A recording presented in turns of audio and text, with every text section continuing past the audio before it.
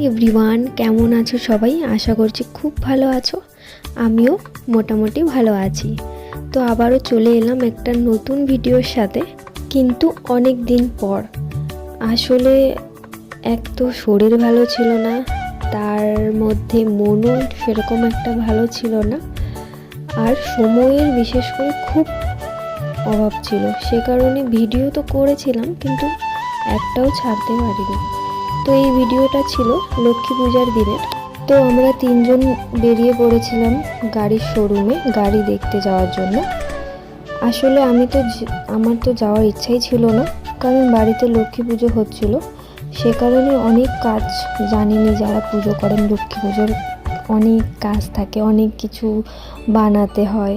সে কারণে কিন্তু আমার যাওয়ার ইচ্ছা ছিল না, তবুও আমাকে জোর করে নিয়ে যাওয়া হয়েছিল যে আমি গাড়ি দেখেই চলে আসব। কিন্তু গাড়ি দেখতে গিয়েছিলাম, গাড়ি নিয়েও নিয়েছিলাম, আর তার সাথে আর একটা জিনিস নিয়েছিলাম, যেটা আমার হাতে তোমরা হয়তো দেখলে। কি নিয়েছিলাম সেটা এক্ষুনি দেখতে পারবে বাড়িতে গেলেই। আর এই যে এই মা লক্ষ্মীটা নিয়েছিলাম। আমার খুব শখ ছিল, আর আমার থেকেও বেশি আমার মায়ের খুব শখ ছিল যে এরকম একটা পিতলের মা লক্ষ্মী ঘরে আনবে। সে কারণে সেদিন যেহেতু গাড়ি নিতে গিয়েছিলাম, আসলে আমি ভেবেইছিলাম যে এবছর একটা এরকম মা লক্ষ্মী নিয়ে যাব বাড়িতে। কিন্তু এই যে বৃষ্টির জন্য সব কিছু একদম বরবাদ হয়ে গিয়েছিল। তো সে কারণে যেদিন বেরিয়েছিলাম, তো এগুলো রাস্তার মধ্যে কিন্তু দেখছিলাম। তো হচ্ছে আমার অনেক দেখা দেখি, অনেক খোঁজার পর আমার এই মা লক্ষ্মীর প্রতিমাটা পছন্দ হয়েছে।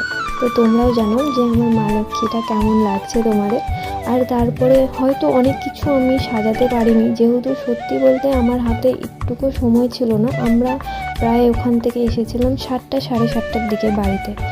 এই মা লক্ষ্মীর প্রতিমা খুঁজতে খুঁজতে তারপরে শাড়ি যা যা আর কি লাগে যতটা আমি পেরেছি নিয়ে নিয়েছি। হয়তো অনেক জিনিসই পরাইনি, কারণ ওই বললাম সময়, আর জিনিসটা খুঁজতেও সময় লাগছিল। সেই কারণে আস্তে ধীরে, যেহেতু মাকে নিয়েই এসেছি, তো আস্তে ধীরে সব কিছু সাজিয়ে গুছিয়ে নিয়ে নেব। তো এই যে আমি বাড়িতে এসেই মা লক্ষ্মীকে সাজিয়ে গুজিয়ে বসিয়ে দিয়েছি, আর এখানটায় পুজো শুরু করে দিয়েছি। যেহেতু আমার মা শরীর ভালো না, তো এবছর মা পুজো করেনি, আমি উপোস ছিলাম। আর মাও মানে ওই ওষুধ খাওয়ার জন্য দুধ রুটি খেয়েছিল। তো পুজো আমি তো যেহেতু ফার্স্ট টাইম আমি পাঁচালি পরে দিই,